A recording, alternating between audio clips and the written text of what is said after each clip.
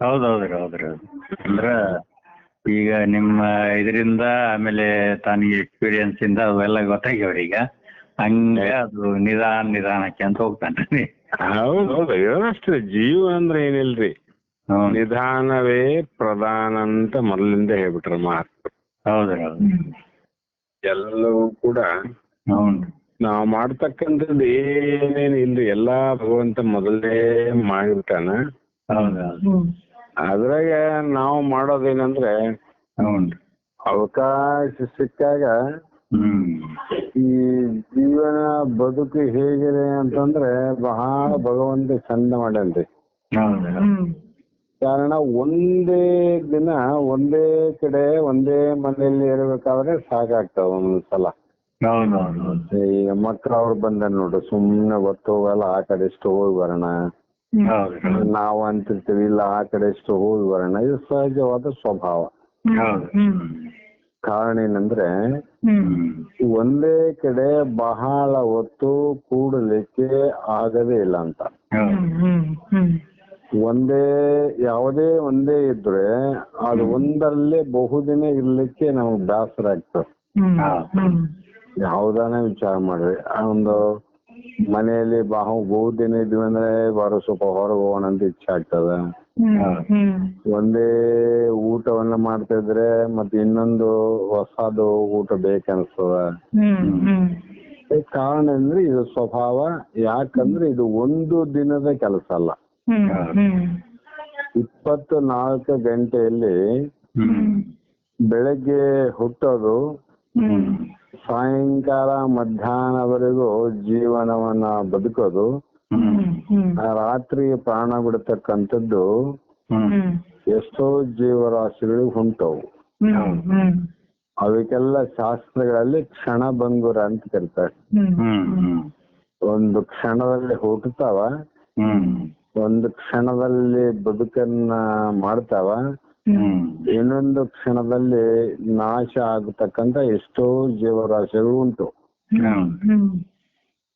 ಆ ಜೀವರಾಶಿಗಳಿಗೆ ಯಾವುದೇ ಒಂದು ಬೇಸರ ಅನ್ನುವಂಥದ್ದು ಆಗೋದಿಲ್ಲ ಬಹಳಷ್ಟು.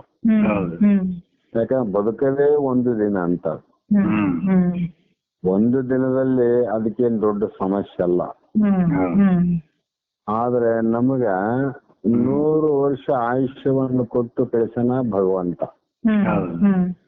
ಮತ್ತೆ 100 ವರ್ಷ ಆಯುಷ್ಯದಲ್ಲಿ ಸುಮ್ಮನೆ ಕೂಡಕ್ಕೆ ಹೆಂಗಾಗತ್ತಮ್ಮ? ಆಗಲ್ಲ. ಅದಕ್ಕಾಗಿ ಏನಾನ ಮಾಡಬೇಕು ಅಂತ ಅನಿಸ್ತದ. ಸುಮ್ಮನೆ ಕೊಡಕ್ಕಾಗಲ್ಲ, ಮಾಡ್ಲೇಬೇಕು. ಆದ್ರೆ ಆ ಸಮಯವನ್ನ ಹೇಗೆ ಕಳೆಯಬೇಕು ಅಂತ ವಿಚಾರ ಮಾಡಿದ್ರೆ ಆ ಒಂದು ಸಮಯವನ್ನ, ಹೆಚ್ಚಾದ ಸಮಯ ನಮಗ, ಆ ಕಾಲವನ್ನ ಸುಮ್ಮನೆ ಕಾಲವನ್ನು ಕಳೆದು ಸಾಗುವುದು ಉಚಿತವೇ? ನಮ್ಮ ಸಮಯನ್ನ ಹೇಗೆ ಕಳೆಯಬೇಕು ಅಂದ್ರೆ ಭಗವಂತನ ಅಥವಾ ಪರಮಾತ್ಮನ ಸಾಕ್ಷಾತ್ಕಾರಕ್ಕಾಗಿ, ನಮ್ಮ ಕಾರ್ಯಗಳು ಲೋಕದ ಕಲ್ಯಾಣಕ್ಕಾಗಿ,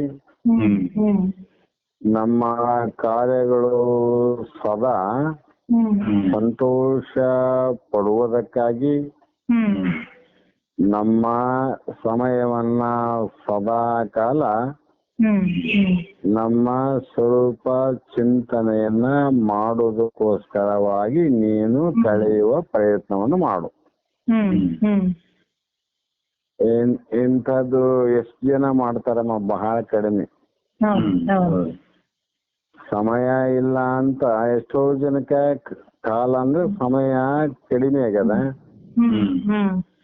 ಎಷ್ಟೋ ಜನಕ್ಕ ಈ ಸಮಯ ಹೆಚ್ಚಾಗ್ಯದ. ಕೆಲವು ಮಂದಿಗೆ ಹೊತ್ತೇ ಹೋಗೋದಿಲ್ಲ ಅಂತೇಳಿ ಎಲ್ಲೆಲ್ಲೋ ಸುತ್ತಿ ಬರ್ತಾರ. ಯಾಕೆ ಹೋಗಿದ್ರಿ, ಎಲ್ಲಿ ಹೋಗಿದ್ರಿ ಅಂದ್ರೆ ಟೈಮ್ ಪಾಸ್ ಅಂತಾರ. ಅಂದ್ರೆ ಸಮಯವನ್ನ ಕಳೆಯೋದಕ್ಕೋಸ್ಕರವಾಗಿ ಕಾಲ ಮಾಡೋರು ಜಗತ್ತಲ್ಲಿ ಬಹಳ ಮಂದಿ ಇದ್ದಾರೆ. ಸಮಯನ ಕಳೆಯಲಿಕ್ಕೆ ಅವರು ಕಾಲವನ್ನ ಪ್ರಯತ್ನ ಮಾಡ್ತಾರೆ. ಇನ್ನು ಕೆಲವು ಜನಕ್ಕೆ ಸಮಯವೇ ಸಾಲದಿಲ್ಲ ಅಂತ. ಅವ್ರಿಗೆ ಸಮಯ ಓದಿದ್ದೇ ಗೊತ್ತಾಗಲ್ಲ, ಈ ಸಮಯನೇ ಸಾಲೋದಿಲ್ಲ ಅಂತ. ಈ ರೀತಿ ಈ ಎರಡು ಭಾಗದ ಜನರನ್ನ ಜಗತ್ತಿನಲ್ಲಿ ನಾವು ನೀವು ನೋಡ್ತೀವಿ. ಇಲ್ಲಿ ಹೇಳೋ ತಾತ್ಪರ್ಯ ಏನಂದ್ರೆ, ನಾವು ಈ ಕಾಲವನ್ನ ಕಳಿಬೇಕಾಗಿತ್ತಂದ್ರೆ ನಾವೇನು ಮಾಡಬೇಕಾಗಿದೆ ಅಂದ್ರೆ, ಈ ಒಂದು ಪರೋಪಕಾರದಲ್ಲಿ, ಪುಣ್ಯ ಕಾರ್ಯದಲ್ಲಿ, ಶಾಸ್ತ್ರಗಳ ಚಿಂತನೆಯಲ್ಲಿ, ಪದೇ ಪದೇ ವಿಚಾರದಲ್ಲಿ, ಜಗತ್ತಿನ ಉತ್ಪತ್ತಿಯಾದಂತ ಸೃಷ್ಟಿಯನ್ನ ನೋಡೋದು, ಆ ಸೃಷ್ಟಿಯ ಸೌಂದರ್ಯವನ್ನ ನಾವು ಮನಸ್ಸಿನೊಳಗೆ ವಿಚಾರ ಮಾಡೋದು, ಆ ಸೌಂದರ್ಯದಲ್ಲಿ ಆನಂದವನ್ನು ಪಡೋದು. ಸೃಷ್ಟಿಯನ್ನ ನೋಡಬೇಕು, ಆ ಸೌಂದರ್ಯ ಸೊಬಗನ್ನ ಸ್ವೀಕಾರ ಮಾಡಬೇಕು. ಇದರ ಎಂತ ಅದ್ಭುತವಾದ ಸುಖ ಆನಂದ ಆದಂತ ಅದನ್ನ ಅನುಭವಿಸ್ಬೇಕಷ್ಟ. ನಾವು ಜಗತ್ತನ್ನ ನೋಡೋಕ್ ಬಂದವರು ವಿನಃ ಜಗತ್ತನ್ನ ಮಾಡಲಿಕ್ಕೆ ಬಂದವರಲ್ಲ. ಜಗತ್ತನ್ನ ನೋಡೋಕ್ ಬಂದವರು ಈ ಭೂಮಿ. ಆದರೆ ನಾವು ನೋಡೋದನ್ನ ಜಾಸ್ತಿ ಲಕ್ಷ್ಯ ಕೊಡ್ಲಿಲ್ಲ. ಜಗತ್ತಿನಂತೆ ಜಗತ್ತನ್ನ ಮಾಡಬೇಕು ಅನ್ನುವಂಥದಕ್ಕೆ ಜಾಸ್ತಿ ಲಕ್ಷ್ಯ ಕೊಟ್ಟಿವಿ. ಸಮಯವನ್ನ ನೋಡಲಿಕ್ಕೆ ಹೆಚ್ಚಿನ ಲಕ್ಷ್ಯ ಕೊಡ್ಲಿಲ್ರಿ. ಅದು ಮಾಡೋದಕ್ಕೋಸ್ಕರವಾಗಿ ನಾವು 100 ವರ್ಷ ಪ್ರಯತ್ನ ಪಟ್ಟಿವಿ. ಅದೇನಾಯ್ತ್ರಿ ಅಂದ್ರೆ, ಆದ್ರೆ ಆಗಬಹುದು, ಇಲ್ಲದೆ ಇರಬಹುದು. ಆದರೂ ಕೂಡ ಅದು ಯಾವುದು ಕೂಡ ಮಾಡಿದ ವಸ್ತುವಿನಲ್ಲಿ ಸುಖ ಅನ್ನುವಂಥದ್ದು, ನೆಮ್ಮದಿ ಅನ್ನುವಂಥದ್ದು ಇಲ್ಲವೇ ಇಲ್ಲ ಅಂತ. ಅದಿಲ್ಲವೇ ಇಲ್ಲ. ಆದ್ರೂ ಕೂಡ ಮಾಡಬೇಕು. ಯಾಕಂದ್ರೆ ಸುಮ್ನೆ ಕೂಡಕ್ ಬರಂಗಿಲ್ಲ ಅಂತ ಏನಾದ್ರೂ ಮಾಡ್ಬೇಕಷ್ಟ. ಅದನ್ನ ಮಾಡಕ್ಕೆ ನಾವು ಹುಟ್ಟಿವಂತ ತಿಳ್ಕೋಬಾರ್ದು. ಯಾಕಂದ್ರೆ ನಮಗೇನು ಮಾಡಲಿಕ್ಕೆ ಬರೋದಿಲ್ವೋ ಅದೆಲ್ಲವನ್ನ ಪರಮಾತ್ಮ ಮಾಡಿಯೇ ಈ ಜಗತ್ತು ಮಾಡ್ಯಾನ. ಏನು ಮಾಡ್ಲಿಕ್ಕೆ ಸಾಧ್ಯ ಇಲ್ಲ ನಮಗ, ಏನು ಮಾಡ್ಲಿಕ್ಕೆ ಸಾಧ್ಯ ಇಲ್ಲ. ಒಂದು ಭೂಮಿ ಅಂತಕ್ಕಂಥದ್ದು ಮಣ್ಣಾದ, ಮಣ್ಣನ್ನ ಮಾಡಲಿಕ್ಕೆ ನಮ್ಗೆ ಯಾರಿಗೂ ಬರೋದಿಲ್ಲ. ಯಾವ ವಿಜ್ಞಾನಿಗೂ ಬರಲ್ಲ, ಯಾವ ಸಾಧು ಮಾಡ್ಲಿಲ್ಲ, ಯಾವ ಸಂತ ಮಾಡ್ಲಿಲ್ಲ, ಯಾವ ತಪಸ್ವಿ ಮಾಡ್ಲಿಲ್ಲ, ಸಿದ್ಧಿ ಪುರುಷನು ಮಾಡ್ಲಿಲ್ಲ. ಅಂಥದ್ದನ್ನ ಮಾಡಿದವನು ಪರಮಾತ್ಮ. ಭೂಮಿ ಮಾಡಿದ್ದು ಪರಮಾತ್ಮನೇ. ಆದ್ರೆ ಇದು ಎಂದಾದ್ರೂ ಮಾಡಕ್ ಬರ್ತದೇನೆ ಅಂತಂದ್ರೆ ಬರೋದಿಲ್ಲ ಅಂತ, ಸಾಧ್ಯನೇ ಇಲ್ಲ. ಆದ್ರೆ ಅದನ್ನ ಮಾರಾಟ ಮಾಡಕ್ ಬರ್ತವ್ರು. ಆ ಭೂಮಿಯನ್ನ ಮಾರಾಟ ಮಾಡೋದು ತಗೊಳಕ್ ಬರ್ತದೆ ವಿನ ಆ ಮಣ್ಣನ್ನ ಮಾರಿದವನು ಮಾಡಕ್ ಬರಂಗಿಲ್ಲ, ತಗೊಂಡವನು ಮಾರಕ್ ಬರಂಗಿಲ್ಲ. ಇದು ಯಾರ ಮಾಡ್ಯಾರ ಅಂದ್ರೆ ಭಗವಂತನ. ಒಂದಿಷ್ಟು ನೀರಂತ ನೀರಿನಿಂದ ಏನೇನೋ ಮಾಡಬಹುದು ವಿನ ನೀರನ್ನ ಮಾಡ್ಲಿಕ್ಕೆ ಸಾಧ್ಯ ಇಲ್ಲ. ನೀರಿಂದ ಬೇರೆ ಇನ್ನೊಂದು ಮಾಡಬಹುದು. ಬಿಸಿಲಿ ವಾಟರ್ ಅಂತ ಮಾಡ್ತಾರ, ಇನ್ನೊಂದು ಸಾರಾಯಿ ಅಂತ ಮಾಡ್ತಾರ, ಆಲ್ಕೋಹಾಲ್ ಅಂತ ಮಾರ್ತಾರ, ಬಣ್ಣ ಅಂತ ಮಾರ್ತಾರ. ಎಲ್ಲವನ್ನ ಮಾಡಬಹುದು, ಅವುಗಳನ್ನ ಮಾಡಿ ಮಾರಾಟ ಮಾಡಬಹುದು ಮತ್ತು ತಗೋಬಹುದು. ಹೌದಿಲ್ಲಮ್ಮ? ಆದರೆ ನೀರನ್ನು ಮಾಡ್ಲಿಕ್ಕೆ ಬರ್ತದೇನು? ಇಲ್ಲ. ಅಂದ್ರೆ ಯಾರು ಮಾಡಿದ್ರು?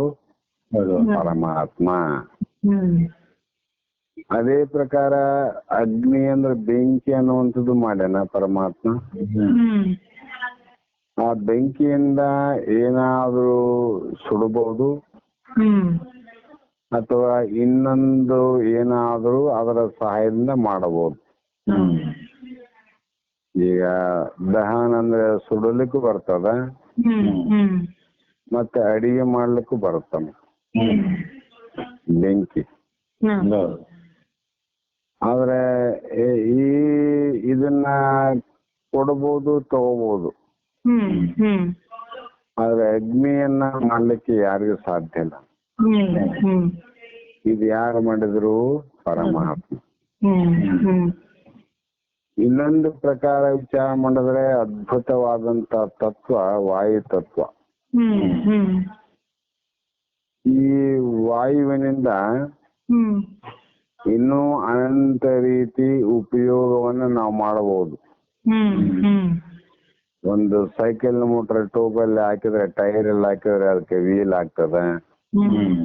ಲಾರಿಗೆ ಆ ಕಡೆಯಿಂದ ಈ ಕಡೆಯಿಂದ ಓಡಾಡ್ಲಿಕ್ಕೆ ಆ ವಾಯುವೇ ಕಾರಣ ಆಗ್ತದ.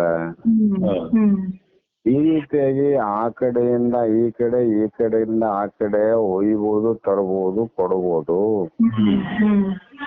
ಆದ್ರೆ ವಾಯುವನ್ನ ಮಾಡ್ಲಿಕ್ಕೆ ಬರೋದಿಲ್ಲ ನೋಡಮ್ಮ. ಸಾಧ್ಯ ಇಲ್ಲ ಅಂತೇವು. ಮತ್ತೆ ಇದು ಎಲ್ಗೂ ನಾಲ್ಕಕ್ಕೆ ಇರ್ಲಿಕ್ಕೆ ಅವಕಾಶ ಮಾಡಿಕೊಟ್ಟದ್ದು ಯಾವುದಂದ್ರೆ ಆಕಾಶ ಅಂತ. ಬಯಲು ಇದ್ದಿಲ್ಲ ಅಂದ್ರೆ ಇವ್ಯಾವು ಇರ್ಲಿಕ್ಕೆ ಬರ್ತಿದ್ದಿಲ್ಲ, ಯಾವ ಇರ್ಲಿಕ್ಕೆ ಬರ್ತಿದ್ದಿಲ್ಲ. ಇವು ಮುಖ್ಯವಾಗಿ ಶ್ರೇಷ್ಠವಾದಂತ ತತ್ವಗಳಿವು.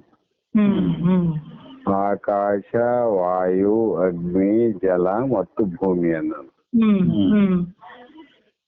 ಇವು ಯಾವ ವ್ಯಕ್ತಿಯು ಮಾಡಲಿಕ್ಕೆ ಅಸಾಧ್ಯವಾದದ್ದನ್ನ ಸಾಧ್ಯ ಮಾಡಿದಂತವನು ಯಾರು ಅಂದ್ರೆ ಅವನು ಪರಮಾತ್ಮ. ಇದು ಮುಖ್ಯವಾಗಿ ಪ್ರತಿಯೊಂದು ಜೀವಿಗೆ ಅವಶ್ಯಕತೆವಾದದ್ದು. ಶರೀರ ಆಗಿ ತೋರ್ಬೇಕಾದ್ರೆ ಇದು ಅವಶ್ಯಕತೆ. ಹಾಗೆ ಈ ಶರೀರದಲ್ಲಿ ನಾವು ಏನಾದ್ರೂ ಕೂಡ್ತೀವಿ ಅಂತ ತಿಳ್ಕೊಮ್ಮೆ, ಕೂಡ್ತೀವಿ. ಕೂಡ್ಬೇಕಾದ್ರೆ ಈ ವಾಯು, ಪ್ರಾಣವಾಯು ಏನ್ ಮಾಡ್ತದಂದ್ರೆ ನಮ್ಮನ್ನ ನೆಲಕ್ಕೆ ಬೀಳದಂತೆ ತಡೆಯುವಂತ ಶಕ್ತಿ ಪ್ರಾಣವಾಯುಕ್ಕಿದೆ. ನಾವು ನಡೆದಾಡ್ತೀವಿ, ತಿರುಗಾಡ್ತೀವಿ, ಹೋಗ್ತಾ ಹೋಗ್ತಾ ಹೋಗ್ತಿರ್ತೀವಿ. ನಮ್ಮೊಂಚೂರು ಬೀಳಲಾರ್ದಂಗ ಕಾಪಾಡೋದು ಯಾವ್ದಂದ್ರೆ ಪ್ರಾಣವಾಯು. ಕುಂತಾಗ, ನಿಂತಾಗ, ನಡೆಯುವಾಗ ನೆಲಕ್ಕೆ ಬೀಳದಂತೆ ನಮ್ಮ ರಕ್ಷಣೆ ಮಾಡತಕ್ಕಂಥದ್ದು ಯಾವುದು? ಪ್ರಾಣವಾಯು. ಅದು ಹೇಗೆ ಅಂದ್ರೆ ಆ ಪ್ರಾಣ ವಾಯು ಅನ್ನುವಂಥದ್ದು ನಡೆದಾಡುವಾಗ ಹೋಯ್ತು ಅಂದ್ರೆ ಅಲ್ಲೇ ನೆಲಕ್ಕೆ ಬೀಳ್ತಾನೆ. ಕುಂತಾಗ ಪ್ರಾಣವಾಯು ಹೊರಟೋದ್ರೆ ಅಲ್ಲೇ ನೆಲಕ್ಕೆ ಬೀಳ್ತಾನೆ. ಅಂದರೆ ಪ್ರಾಣವಾಯು ಏನು ಮಾಡಿದಂದ್ರೆ ನಮ್ಮನ್ನ ಎತ್ತಿ ಹಿಡಿತದಂತೆ. ಯಾರ ಆಸರೆ ಬೇಕಾಗಿಲ್ಲ ನಮ್ಗೆ, ಪ್ರಾಣವಾಯುವಿನ ಆಸರೆ. ಹೀಗೆ ಹಲವು ರೀತಿಯಿಂದ ವಿಚಾರ ಮಾಡ್ತಾ ಮಾಡ್ತಾ ಮಾಡ್ತಾ ಹೋದ್ರೆ ಇವೆಲ್ಲ ಪಂಚ ಮಹಾಭೂತಗಳು ಪಂಚೀಕೃತಗೊಂಡು 25 ಮತ್ತೆ ತತ್ವಗಳಾಯ್ತು. ಅಲ್ಲಿ ಮನ, ಬುದ್ಧಿ, ಚಿತ್ತ, ಅಹಂಕಾರ ಅನ್ನುವಂತು, ಆಮೇಲೆ ಜ್ಞಾನೇಂದ್ರ 5, ಕರ್ಮೇಂದ್ರ 5, ಪಂಚ ಪ್ರಾಣಗಳು 5, ವಿಷಯಾದಿಗಳು 5. ಈ ರೀತಿ 25 ತತ್ವಗಳು ಕೂಡಿ ತೋರುವ ಒಂದು ಸ್ಥೂಲ ದೇಹ ಆಯ್ತು ನೋಡ್ರಿ. ಇದೊಂದು ದೊಡ್ಡ ಮನೆ ಆಯ್ತು. ಶ್ರೀಮಂತರ ಮನೆ ಇದ್ದಂತೆ ಅತಿ ಶ್ರೀಮಂತರ ಮನೆನೇ ಈ ದೇಹ. ಆ ಮನೆ ಏನಮ್ಮ, ಆ ಮನೆಯನ್ನ ಕಟ್ಟಬಹುದು ಯಾರಾದರೂ, ದುಡ್ಡು ಇದ್ರೆ ಕಟ್ಟಬಹುದು. ಆಮೇಲೆ ಕಟ್ಟಿದ್ದು ಏನಾದರೂ ವ್ಯತ್ಯಾಸ ಆದಾಗ ಮತ್ತೆ ಇನ್ನೊಂದು ಅಲ್ಲಿ ಕಟ್ಟಬಹುದು. ಆದ್ರೆ ಒಂದು ಸಲ ಈ ದೇಹ ಅನ್ನುವಂಥದ್ದು ರಚನೆ ಆದದ್ದು, ಇದು ಅತಿ ಶ್ರೀಮಂತನ ಮನೆ ಅಂತಿದ್ರು. ಅದಕ್ಕೆ ಶ್ರೇಷ್ಠವಾದ ಜೀವ ಅಂದ್ರು. ಜಂತು ನಾಂ ನರಜನ್ಮ ದುರ್ಲಭ. ಇಂಥ ಮನೆ ಯಾರಿಗೋಸ್ಕರ ಕೆಟ್ಟಿತು? ನಾವು ಹೊರಗಡೆ ಮಾಡ್ತೀವಿ, ಹೊರಗಡೆ ಮನೇಲಿ ವಿಚಾರ ಮಾಡ್ತೀವಲ್ಲಮ್ಮ,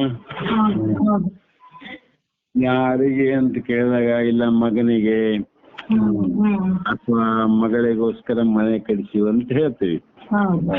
ಸಹಜವಾಗಿ ಲೋಕದಲ್ಲಿ ಹೇಳ್ತಕ್ಕಂಥದ್ದು.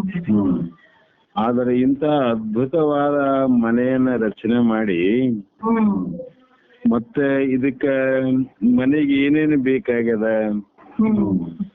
ಬಾಗಿಲು ಎಲ್ಲಿರಬೇಕು, ಕಿಟಕಿ ಎಲ್ಲಿರಬೇಕು, ವೆಂಟಿಲೇಟರ್ ಎಲ್ಲಿರಬೇಕು, ಬಾತ್ರೂಮ್ ಹೇಗಿರಬೇಕು, ಟಾಯ್ಲೆಟ್ ರೂಮ್ ಹೇಗಿರಬೇಕು, ಇವೆಲ್ಲ ವಿಚಾರ ಮಾಡಿ ಮನೆ ಕಟ್ತೀವಲ್ಲ.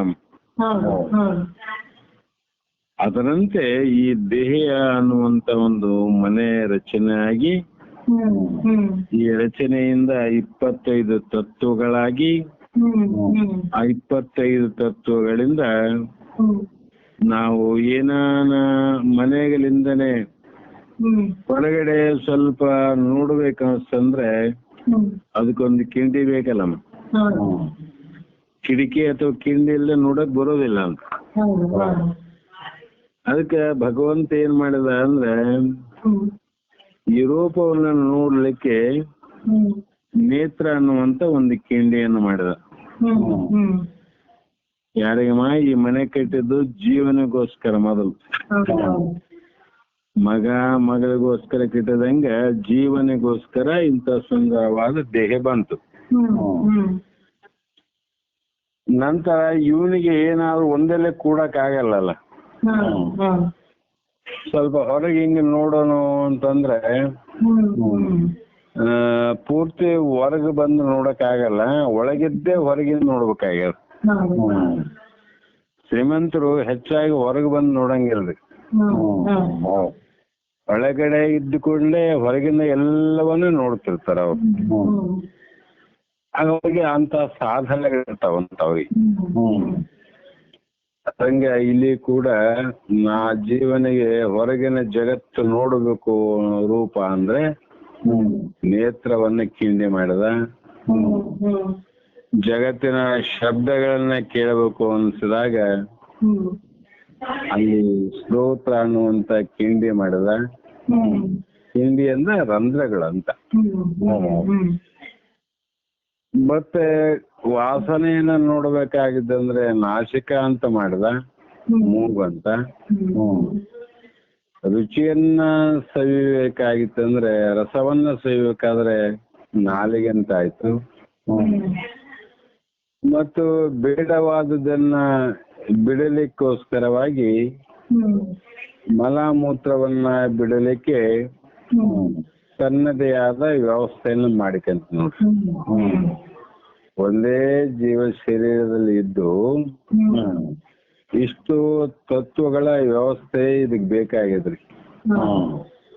ಮನೆಗೆ ಪೂರ್ಣ ವ್ಯವಸ್ಥೆ ಹೇಗೆ, ಶರೀರಕ್ಕೂ ಕೂಡ ಪ್ರತಿಯೊಬ್ಬರು ಮಾನವನಿಗೆ ಈ ವ್ಯವಸ್ಥೆಗಳು ಅತ್ಯಂತ ಅವಶ್ಯಕತೆ.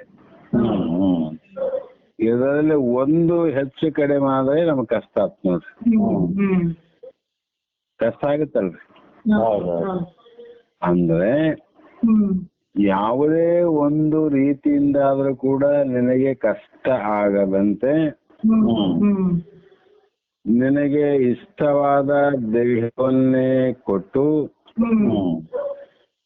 ನಿನಗೆ ಕಾಲವನ್ನ ಕಳೆಯಲಿಕ್ಕೆ ಕುಳಿತಲ್ಲಿಯೇ ಎಲ್ಲವನ್ನ ನೋಡಲಿಕ್ಕೆ ಕೇಳಲಿಕ್ಕೆ ತಿಳಿಯಲಿಕ್ಕೆ ವ್ಯವಸ್ಥೆಯನ್ನ ಮಾಡಿ ಇಟ್ಟು ಮತ್ತ ನಾವೇನು ಮಾಡಬೇಕು ಅಂದ್ರೆ ಇಲ್ಲೇ ಕುಂತೆ ಎಲ್ಲವನ್ನ ನೋಡ್ಬೇಕು ನೋಡ್ರಿ. ಹೊರಗೋಗಿ ನೋಡೋದೇನಾದ್ರಿ ಕಣ್ಣಿಗೆ ರೂಪ ಕಾಣ್ತದ, ಕಿವಿಗೆ ಶಬ್ದ ಕೇಳ್ತದ, ನಾಲಿಗೆ ರುಚಿ ಗೊತ್ತಾಗ್ತದ, ಚರ್ಮಕ್ಕೆ ಸ್ಪರ್ಶ ಗೊತ್ತಾಗ್ತದ, ಆಮೇಲೆ ಮೂಗಿಗೆ ಗಂಧ ಗೊತ್ತಾಗ್ತದ. ಇವು 5 ವಿಷಯಗಳಿಂದ ಕೂಡಿದೆ ಪ್ರಪಂಚ. ಪ್ರ ಅಂದ್ರೆ 5, ಪ್ರ ಅಂದ್ರೆ ಭೂತ, ಪಂಚ ಅಂತ 5. ಈ 5 ಭೂತಗಳಿಂದ ಕೂಡಿದೆ ಜಗತ್ತು. ಎಲ್ಲಿ ಹೋದ್ರೆ ನಮ್ಮ ಇಷ್ಟೇ ಆದ ಇದು ಬಿಟ್ಟು ಇನ್ನೊಂದಿಲ್ಲ. ಅದಕ್ಕೆ ನಾವೇನ್ ಮಾಡಿದೀವಿ ಅಂದ್ರೆ ಒಳಗಡೆ ಇದ್ದು ಎಲ್ಲವನ್ನ ನೋಡುವ ಸಮಯ ಗೊತ್ತಿದ್ರು ಕೂಡ ನಾವು ಸುಮ್ಮನೆ ಹೊರಗಡೆ ಹೋಗಿ ತಿರುಗಾಡ ಬರ್ತೀವಲ್ಲ, ಅದಕ್ಕೆ ಸುಮ್ಮನೆ ಕಾಲವನ್ನು ಕಳೆದಂದ್ರು. ಹೌದಲ್ರಿ? ಈ ದೃಷ್ಟಿಯಿಂದ ಅವ್ರು ಹೇಳಿದಂತ ಮಾತು. ಅದಕ್ಕಾಗಿ ಈ ಒಂದು ಜೀವಾತ್ಮನೇ ಪರಮಾತ್ಮ ಅವನು ಹೇಗಿದ್ದಾನಂದ್ರೆ ಆಕಾಶದಲ್ಲಿ ಒಂದೇ ಆಕಾಶ ಇದೆ ನೋಡ್ರಿ. ಆಕಾಶ ಒಂದೇ ಇದ್ರು ಕೂಡ ಆ ಆಕಾಶದಲ್ಲಿ ಸೂರ್ಯನು ಅವನು,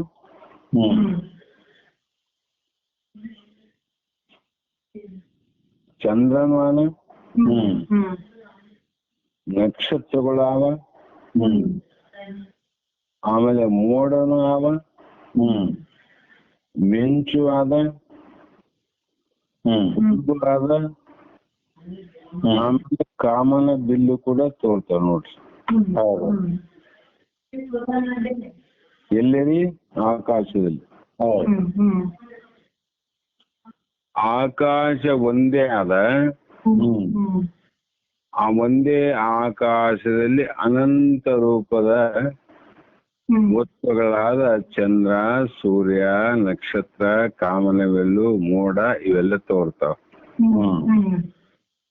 ಇವು ತೋರ್ಬೇಕಾದ್ರೆ ಆಕಾಶ ಒಂದು ಇದ್ದಿಲ್ಲ ಅಂದ್ರೆ ಯಾವೂ ತೋರುವುದಿಲ್ಲ. ಆಕಾಶ ಇದ್ದಿಲ್ಲ ಅಂದ್ರೆ ಸೂರ್ಯ ಹೆಂಗ ನೋಡ್ತಿದ್ವು ನಾವು? ಅದರಂತೆ ಒಂದು ಆಕಾಶದಲ್ಲಿ ಎಲ್ಲವೂ ತೋರಿ ಅಡಗಿದಂತೆ. ಸೂರ್ಯ ತೋರ್ತಾನ ಮತ್ತೆ ಅಡಗ್ತಾನ, ಚಂದ್ರ ತೋರ್ತಾನ ಅಡಗ್ತಾನ, ಮೋಡ ತೋರ್ತದ ಅಡಗ್ತದ, ಕಾಮನವಿಲ್ಲ ತೋರ್ತದ ಅಡಗ್ತದ, ಮಿಂಚು ತೋರ್ತದ ಅಡಗ್ತದ. ಆದರೆ ಯಾವ ಉಪಾಧಿಗಳ ಸೋಂಕು ಆಕಾಶಕ್ಕಿಲ್ಲ. ಮಿಂಚು ಅದೇ ಕೆಳಗೆ ಬಿದ್ದಾಗ ಅಪಾಯ ನೋಡ್ರಿ.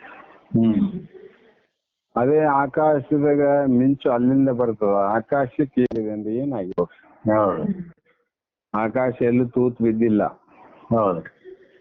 ಏನೋ ಆಕಾಶಕ್ಕೆ ಎಲ್ಲೋ ಒಂದ್ ತೊಡಗು ಕೈ ಕಾಲಿ ಅಂತಕ್ಕಂಥದ್ದು ಯಾವುದೇ ಶರೀರಕ್ಕೆ ಧಕ್ಕೆ ಆಗಿಲ್ಲ. ಆದ್ರೆ ಆಕಾಶ ಬಿಟ್ಟು ಅದು ತೋರಂಗಿಲ್ಲ. ಗುಡುಗಿನ ಗರ್ಜನೆ ಅಂತಕ್ಕಂಥದ್ದು ಎಷ್ಟೋ ಆಗ್ತದ, ಆದ್ರೆ ಆಕಾಶಕ್ಕೆ ಒಂದು ಚೂರು ಧಕ್ಕೆ ಆಗಿಲ್ಲ. ಮಿಂಚು ಅನ್ನುವಂಥದ್ದು ತೋರ್ತದ, ಧಕ್ಕೆ ಆಗ್ಲಿಲ್ಲ. ಗುಡುಗಿನಿಂದ ಧಕ್ಕೆ ಆಗ್ಲಿಲ್ಲ. ಮೋಡದಿಂದ ಅದು ಕಪ್ಪಾಗಿಲ್ಲ. ಚಂದ್ರನಿಂದ ಅದು ಶುಭ್ರ ಆಗಿಲ್ಲ. ಮತ್ತು ಯಾವ ಕಾಮನ ಬಿಲ್ಲಿನಿಂದ ಅದಕ್ಕೇನು ಬಣ್ಣ ಹತ್ತಿಲ್ಲ. ಕಾಮನ ಬಿಲ್ ತೋರ್ತಾವಲ್ರಿ, ಆದ್ರೆ ಆಕಾಶಕ್ಕೆ ಏನು ಬಣ್ಣ ಹಚ್ಚದನೆ ಏನಿಲ್ಲ ಅದು. ಶುಭ್ರವಾಗಿ ಸ್ವಚ್ಛತೆಯಿಂದ ಪರಿಶುದ್ಧವಾಗಿರುವಂತದ್ದೇ ಆಕಾಶ. ಅದು ಎಷ್ಟಿದೆ ಒಂದೇ ಆಕಾಶ. ಆಕಾಶದಲ್ಲಿ ತೋರುವ ಚಂದ್ರ ಸೂರ್ಯಾದಿ ದೇವಾನು ದೇವತೆಗಳು ಅನಂತವಿದೆ. ಇವು ಎಲ್ಲವೂ ಕೂಡ ಆಧಾರ ಬ್ರಹ್ಮ ಆಧಾರವಾಗಿರ್ತಕ್ಕಂಥ ಆಕಾಶದಲ್ಲಿ ಅಧೇಯವಾದಂತ ಮಾಯೆ ಕಾರ್ಯಗಳಿಗೆ ಆಕಾಶ ನಿಲ್ಲಿಸ್ತದೆ. ಅದರಂತೆ ನಮ್ಮಲ್ಲಿ ಇರ್ತಕ್ಕಂಥದ್ದೇನಾದ್ರೆ ಆಧಾರ ಆ ಬ್ರಹ್ಮ. ಯಾವ ಬ್ರಹ್ಮರೇ? ಜಾಗ, ಸ್ವಪ್ನ, ಸುಷುಪ್ತಿ, ಸೂರ್ಯಾತೀತವನ್ನ ಅರಿಯುವಂತ ಜ್ಞಾನ. ಆ ಜ್ಞಾನ ಒಂದರಲ್ಲಿ ಆ ಪರಬ್ರಹ್ಮನಲ್ಲಿ ಏನು ತೋರಿತು ಅಂದ್ರೆ ಆಕಾಶದ ಹಲವು ರೀತಿ ತೋರಿದಂತೆ ಒಬ್ಬ ಪರಬ್ರಹ್ಮನಿಂದ ಮಾಯಾ ಶಕ್ತಿಯನ್ನು ಕೂಡಿದಾಗ ಆ ಶಕ್ತಿಯ ಸರ್ವಜ್ಞತೆಯಿಂದ ಬ್ರಹ್ಮನಾಗಿ ಶಿವನಾಗಿ ಸಂಕಲ್ಪವನ್ನು ಮಾಡಿ ಜಗತ್ತನ್ನು ಸೃಷ್ಟಿ ಮಾಡಿದ್ದು ಕೂಡ ಆ ಶಕ್ತಿಯೇ ಕಾರಣ. ಬ್ರಹ್ಮ ಕಾರಣ ಅಲ್ಲ, ಶಕ್ತಿ ಕಾರಣ. ಯಾಕಂದ್ರೆ ಉಪಾಧಿ ಹೆಂಗಿದೆ, ಶುದ್ಧವಾದ ಮಾಯ ಉಪಾಧಿ. ಮತ್ತೆ ರಕ್ಷಣೆ ಮಾಡುವಾಗ ವಿಷ್ಣು ಕೂಡ ನಿನ್ನ ಮಾಯಾ ಶಕ್ತಿ, ಲಯ ಮಾಡುವಾಗ ಅದು ಮಾಯಾ ಶಕ್ತಿನೇ. ಶಿವನಾಗಿ ಅನಂತ ರೀತಿ ಪೂಜಿಸಿಕೊಳ್ಳುವುದು, ಅನಂತ ಭಕ್ತಿಗೆ ಒಲಿಯುವುದು, ಇದು ಕೂಡ ಮಾಯಾ ಶಕ್ತಿಯ ಕಾರಣ. ಮತ್ತು ಜಗತ್ತಿನಲ್ಲಿ ಸಾಧು ಸದಾಶಿವನಾಗಿ ಸಾಕ್ಷಾತ್ ಭಗವನ್ನಾಕೃತಿಯಾಗಿ ಈ ಮಾನವ ದೇಹವನ್ನ ತೊಟ್ಟು ಬಂದಿದ್ದು ಕೂಡ ಭಿನ್ನ ಶಕ್ತಿಯಿಂದ. ಆಕಾಶದ ಶಕ್ತಿಯಿಂದ ಹಲವು ತೋರಿದಂತೆ ಪರಬ್ರಹ್ಮನಲ್ಲಿ ಮಾಯಾಶಕ್ತಿಯಿಂದ ಹಲವು ರೀತಿ ತೋರಿದೆ.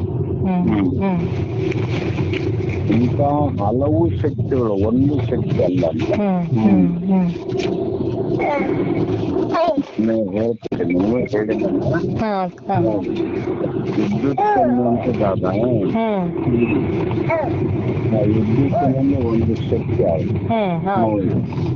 ಏನ್ ಶಕ್ತಿ ಅಂದ್ರೆ ಯಾರನ್ನ ಮುಟ್ಟಿದ್ರೆ ಅದು ಸುಟ್ಟ ಬಿಡ್ತದೆ, ಅದೊಂದು ಶಕ್ತಿ. ಆದ್ರೆ ಅದೇ ವಿದ್ಯುತ್ ಅನ್ನುವಂಥದ್ದು ನಾವು ನೀರನ್ನು ಕಾಯಿಸುವಂತ ಡ್ರಮ್ನಲ್ಲಿ ಕೈಲ್ ಅನ್ನುವಂತ ಉಪಾಧಿಯಲ್ಲಿ ವಿದ್ಯುತ್ತನ್ನು ಬಿಟ್ಟಾಗ ಯಾವ ತಣ್ಣಗೆ ಇದ್ದಂತ ನೀರನ್ನು ಬಿಸಿ ಮಾಡ್ತಾರೆ. ತಣ್ಣಗಿದ್ದ ನೀರು ಬಿಸಿ ಮಾಡಿಸಲ್ಲ, ಅದ್ರ ಒಳಗೆ ಏನಾದ ಕಾರಣ ವಿದ್ಯುತ್. ಅದೇ ವಿದ್ಯುತ್ತಿಗೆ ಹಲವು ಶಕ್ತಿ ಹೆಂಗ್ ಬಂತಂದ್ರೆ ಒಂದು ಉಪಾಧಿಯಲ್ಲಿ ಬಯಲಿನ ಉಪಾಧಿಯಲ್ಲಿ ಸೇರಿದಾಗ ಸರಿಯಾದ ನೀರನ್ನು ಬಿಸಿ ಮಾಡ್ತಾರೆ. ಅದೇ ವಿದ್ಯುತ್ ಅನ್ನುವಂಥದ್ದು ಬಿಸಿಯಾದ ವಸ್ತುವನ್ನ ತಂಪು ಮಾಡ್ತಾರೆ. ಯಾವಳಲ್ಲಿ ಪ್ರವೇಶ ಆಯ್ತು ಅಂದ್ರೆ ಫ್ರಿಜ್ ಅಲ್ಲಿ ಪ್ರವೇಶ ಆಗ್ತದೆ. ಫ್ರಿಜ್ ಅಲ್ಲಿ ಪ್ರವೇಶ ಆದಾಗ ಏನಾಗ್ತದೆ,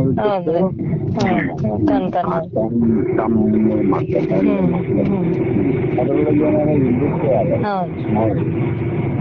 ಮತ್ತೆ ಒಂದು ಬಲ್ಬ್ಗಳಲ್ಲಿ ಟ್ಯೂಬಲ್ಲಿ ಪ್ರವೇಶ ಆದಾಗ ಆ ಉಪಾದಿಯಿಂದ ಕೂಡಿದಾಗ ಬೆಂತದು ಮತ್ತೆ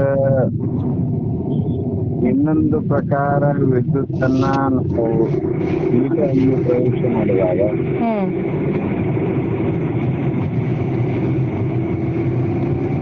ಹಲೋ ಹಲೋ ಹಲೋ